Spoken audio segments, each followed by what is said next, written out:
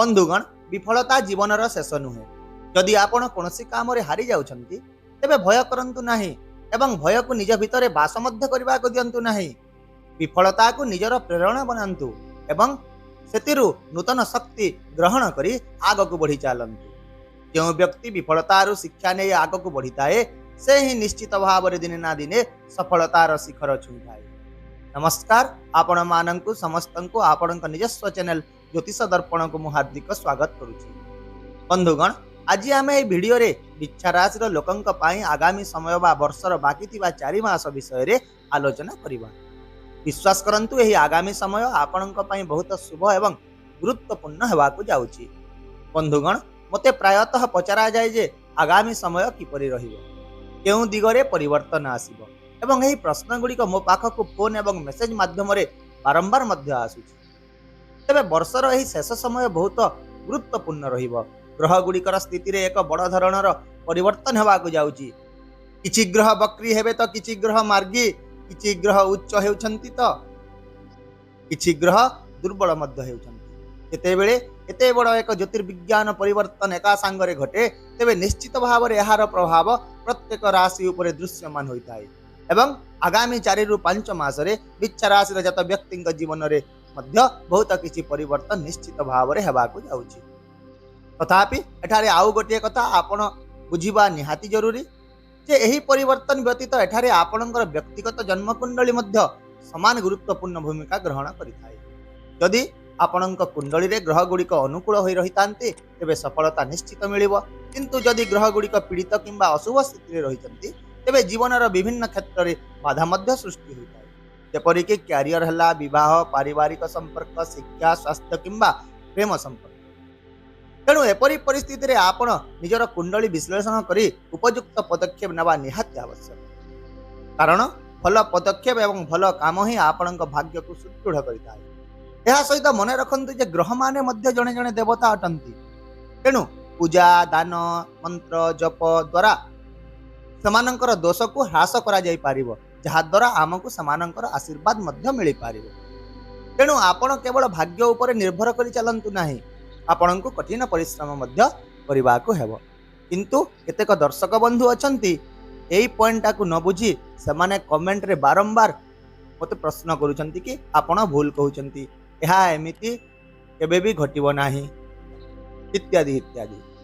तेणु आपण मानंको समस्तंको मु अनुरोध करी कहूची जे एहा केवल एक गोचर फल, ग्रह मानंकर गोचर करिवार स्थिति अनुसार जहा फल आपनको मिलिबा कथा ताहा ही मु कहूची।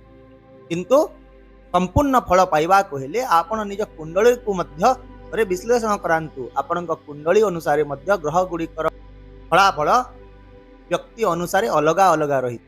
एबे आसंतु ए भिडियोर मुख्य विषय वस्तु विषय रे आलोचना करिबा। एही भिडियोटी राशि उपर आधारित नुहे बरं चंद्र राशि उपर आधारित, अर्थात यह सेमानंक पई एक विशेष भविष्यवाणी जहांक राशि बिच्छा किंबा जहांक नाम मध्य बिच्छा राशि अनुसार रहिछि। बंधुगण आपणक राशिर कर्ता हेले देवसेनापति मंगल एवं 28 अक्टोबर रे मंगल आपणक निज राशि रे मध्य गोचर करबा को जाउछन्ति, जहाकि आपणक पई एक बड़ परिवर्तन आनिबो। किंतु एहा पूर्वरु राहु, केतु, शनि एवं बृहस्पति स्थिति मध्य बुझिबा आपणक पई अत्यंत गुरुत्वपूर्ण। प्रथमे राहुंक विषय रे आलोचना करिबा। राहु वर्तमान आपणकर चतुर्थ घरे गोचर करूछन्ति। बंधुगण राहु जेउठारे बसिथांती सेठारे से व्यक्ति पाई किछि भूल बुझामणा निश्चित भाव रे सृष्टि करिथांती। सही कारणरू एही समय रे परिवार सहित विशेष करी मांक सहित संपर्क रे फटापण आसी पारे। तेणु सतर्क रहंतु, ध्यान दियंतु जे कोनोसी बाहर व्यक्ति जो जेपरि भूल बुझामणा परिवार रे सृष्टि न हुए। तथापि राहु वर्तमान कुंभ राशि रे उच्च स्थान रे रहिचंती, तेणु एबे आपण सकारात्मक फलाफल मध्य पाइबे। राहुंक प्रभाव जोगु संपत्ति क्रय, घरे सुख सुविधा वृद्धि एवं योजनाबद्ध कार्य गुड़िक मध्य संभव हेबो। ताहेले वर्तमान जानिबा केतुंक स्थिति। केतु आपणकर वर्तमान दशम घरे रहिचंती। दशम घर हेउची आपणकर कर्मक्षेत्र, कार्य एवं क्यारियर घर होइताय। तेणु एठारे केतुंक उपस्थिति जोगु आपण निजर काम रे संपूर्ण भाव रे संतुष्ट हेबे नाही। आपण जहा काम कले मध्य बा जेते काम कले मध्य आपण सेतिरे किछि ना किछि असंपूर्णता अनुभव करिवे। सेहीपरि कर्मक्षेत्र में अनेक राजनीति हेब, सहकर्मी मतभेद मध्य देखा देव। तेणु यही समय आपण को विशेषकर धैर्य रखा पड़ो एवं समस्त परिस्थिति रे संतुष्ट रहिबा मध्य आपण को शिखिबा को पड़ो। यह सहित जदि आपण कठिन परिश्रम करुछंती तेबे आपण को निश्चित भाव में भल फलाफल मिलिबो। यह व्यतीत सूर्यंक गोचर मध्य आपण अति गुरुत्वपूर्ण होता है। अगस्ट 16 रु सूर्य आपण दशम घर सिंह राशि रे गोचर करुछंती, जहाँ क्यारियर रे उन्नति पाए अनुकूल समय हेब। सरकारी चाकरी हेबार संभावना रही। बेसरकारी क्षेत्र में मध्य आपणकर प्रगति घटिबो। जो मानकर वर्तमान काम नाही, कौनसी चाकरी करूना, पाठ पढ़ी बेकार बुलुछंती किंबा चाकरी पई अपेक्षा रे अछंती, समानंको अनेक नूतन सुजोग मध्य मिलिबो। एहा परे सेप्टेम्बर 16 रे सूर्य आपणकर एकादश घर को प्रवेश करिवे एवं सेठारु आपणकर आय निश्चित भाव में वृद्धि पाइबे। आपण बड़ बड़ लोकंक सहित संपर्क स्थापन करि पारिबे। राजनीति रे जदि आपण सक्रिय अछंती तेबे आपण अनेक लाभवान हेबे एवं शिक्षा और प्रेम संपर्क क्षेत्र में मध्य शुभ फलाफल पाइबे। तेबे बंधुगण एबे आसंतु जानिबा शनि विषय रे। शनि वर्तमान आपणक पंचम घरे बक्री अवस्था रे गोचर करुछंती। साधारणतः शनि बक्री अवस्था रे असुविधा ही प्रदान करिथांती, किंतु जदि से कुंडलीर केंद्र किंबा त्रिकोणर अधिपति होइतांती बा सेठारे तांकर अधिकार थाए, तेबे से एठारे अत्यंत शुभ फलाफल प्रदान करिथांती। तेणु एही समय रे शिक्षा रे उन्नति हेब, प्रेम संपर्क आरंभ हेब एवं संतान मानक ठारो अनेक खुशीर खबर मिलिबो। नवेम्बर 27 रे शनि मार्गी होई जिवे एवं यहाँ पर व्यापार वाणिज्य रे प्रचंड वृद्धि हेब। यह सहित आपण पार्टनरशिप रे मध्य सफलता पाइबे।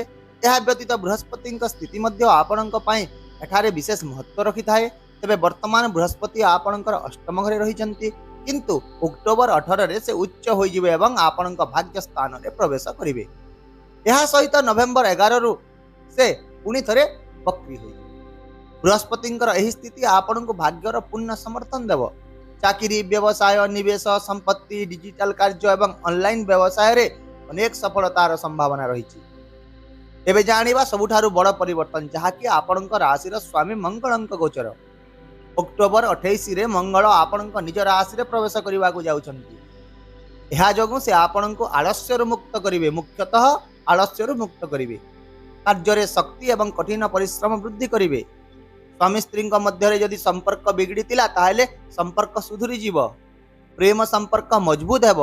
यह सहित जेकोसी संपत्ति किनिबा पाई मध्य यह एक सर्वोत्तम समय। ताहेले बंधुगण एहीपरि सामग्रिक भाव में मंगल आपणक जीवन में नूतन उत्साह एवं नूतन दिग्दर्शन प्रदान करिवे। एबे मु आपणक किछि मुख्य तारीख गुड़िक विषय रे कहि देउछि। यदि आपण चाहिबे तेबे याको नोट करी मध्य रखि पारिबे किंबा हमर एही वीडियो को मध्य सेव करी रखंतु।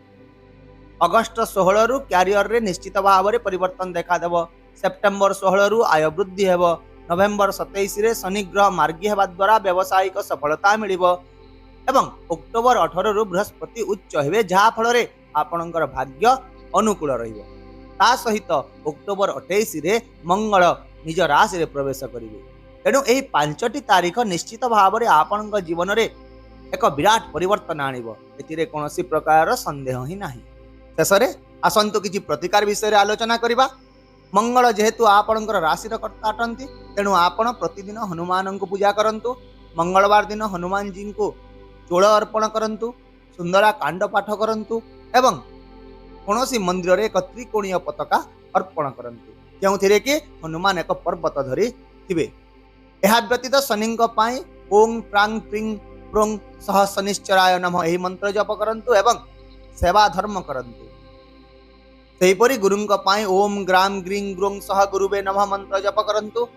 वृद्ध गुरुजन पिता मातांकर सेवा करंतु। यही समस्त उपचार आपणक जीवन में निश्चित भाव में सकारात्मक शक्ति एवं प्रगति आनिबो।